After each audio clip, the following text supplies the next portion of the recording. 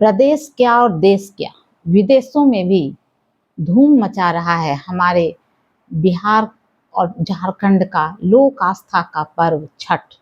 ये पर्व नहीं है, महापर्व है।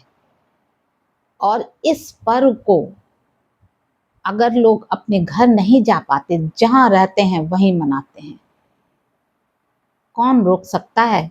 छठ करने वालों को कोई रोक ही नहीं सकता। और लोग अपनी श्रद्धा से करते हैं।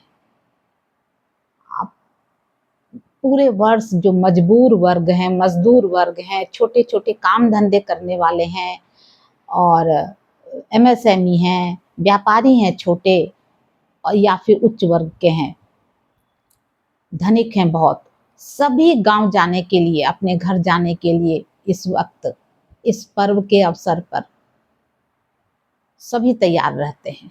तो बहुत भीड़ रहती है। कुछ लोग बाय एयर जाते हैं जो सक्षम है, कोई एसी फर्स्ट क्लास में, सेकंड क्लास, थर्ड क्लास में, सब में जाते हैं। कुछ लोग जिनके पास टिकट नहीं मिलता, जिनको वो अपनी गाड़ी से चले जाते हैं। अब तो कुछ बहुत लोग बस करके और एक साथ चले जाते हैं। कुछ लोगों को वो भी नहीं मिलता, वो सुविधा भी नहीं है कर ले पाते वो, या उनके सक्षम नहीं है, तो वो लोग इसमें रेल में, ट्रेन में बैठकर, खड़े होकर, टंग कर किसी न किसी तरह से पहुंच जाते हैं अपने गांव, अपनों के साथ अपना ये लोक आस्था का पर्व मनाने के लिए। अब तो ये पर्व न्यूयॉर्क हो, वॉशिंगटन हो, कनाडा हो, ऑस्ट्रेलिया हो, लंदन हो, हर जगह मना रहा है। हर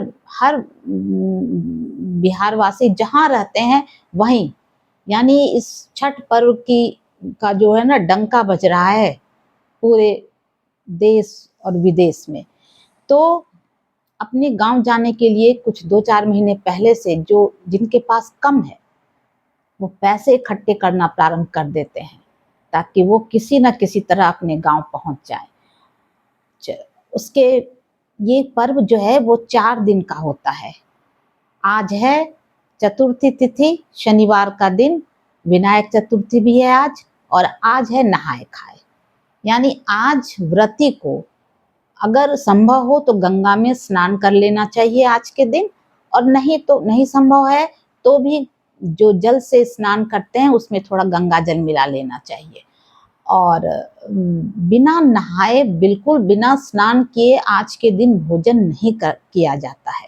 इसलिए इसे नहाए खाए कहते हैं कि जो अगर कभी कोई बिना नहाए खा भी लेता है तो इस दिन नहीं खाएगा। जिनके घर व्रत हो रहा है, जो व्रत कर रही हैं सभी। हाँ, जो रोगी हैं, वृद्धावस्था के हैं, जो बच्चे हैं, उनको इनसे छूट है, बिल्कुल वो खा सकते हैं।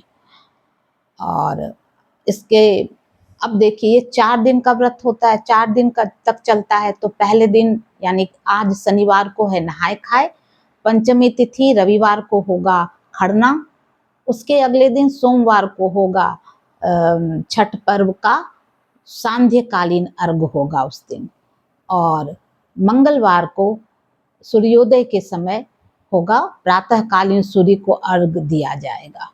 और उसके साथ ही ये 4 दिनों तक चलने वाला पर्व की समाप्ति हो जाएगी। तो मैं हूँ एस्ट्रो वास्तु कंसल्टेंट कंचना झा, और मेरे यूट्यूब मंच बोल कंचना झा के में आप सबका स्वागत है। अब देखिए, ये 4 दिन तक चलने वाला पर्व जो है, इसमें किसी प्रकार की कोई समिति का कमेटी नहीं बनाई जाती, कोई संगठन नहीं बनाया जाता। अपने आप सुचारू रूप से ये स्मूथली चलते हैं, करते हैं लोग व्रत। कोई आतंकवाद का डर नहीं, कोई दंगा फसाद का डर नहीं, कोई इंटरनेट कनेक्शन कटने का डर नहीं, कोई बम फटने का डर नहीं, और ना तो किसी मूर्ति या फोटो लाने की आवश्यकता है आपको, ना कोई पंडित की आवश्यकता, ना पुजारी की आवश्यकता, ना कोई मंत्रोच्चार की आवश्यकता। ऐसा महान है ये लोक आस्था का पर्व, महापर्व छठ।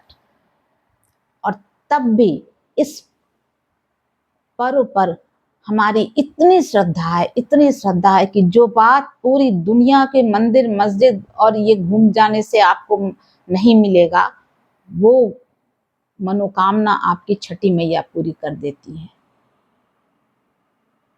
और बस छठ पर्व अगर अच्छे से हो गया ना, तो हमें लगता है पूरा वर्ष हमारा बहुत सुख शांति से गुजरेगा। बहुत खुश होते हैं, कोई अमीर गरीब, जाति पाति, ऊंच नीच, राजा रंक, किसी का कोई भेदभाव नहीं होता इस पर्व में। सभी एक साथ मिलकर पर्व करते हैं और कोई धक्का मुक्की नहीं, कोई आपस में कोई लड़ाई नहीं, झगड़ा नहीं, फसाद नहीं, कुछ भी नहीं होता। और नहाए खाए के बाद अगले दिन होता है खरना। खरना के दिन मिट्टी का नया चूल्हा बना के पहले से तैयार रखते हैं लोग। उस दिन लकड़ी के जलावन से खीर बनाई जाती है और उसके बाद पूड़ियाँ बनाई जाती हैं और यही नैवेद्य संध्या के समय यानी सूर्यास्त होने के बाद जो व्रती होती हैं, पुरुष या महिला, वो छठी मैया को यही प्रसाद, यही भोग लगाते हैं, जो बाद में सभी परिवार के लोग या अगल बगल जो भी आते हैं वो इसे ग्रहण करते हैं प्रसाद के रूप में। तो केले के पत्ते पर छठी मैया के लिए भोग लगाया जाता है। जितने सूप या डाला घर में होते हैं उतने जगह भोग लगता है। एक पूड़ी, उसके ऊपर खीर, उसके ऊपर फिर से पूड़ी, पान का पत्ते, सुपारी और लाल फूल, सिंदूर, फ्रूट्स, ड्राई फ्रूट्स, जो संभव है। इसमें कोई बंदिश नहीं है, कोई पाबंदी नहीं है कि ये होना ही चाहिए। जो आप कर सकते हैं। कंदमूल फल का पर्व है ये।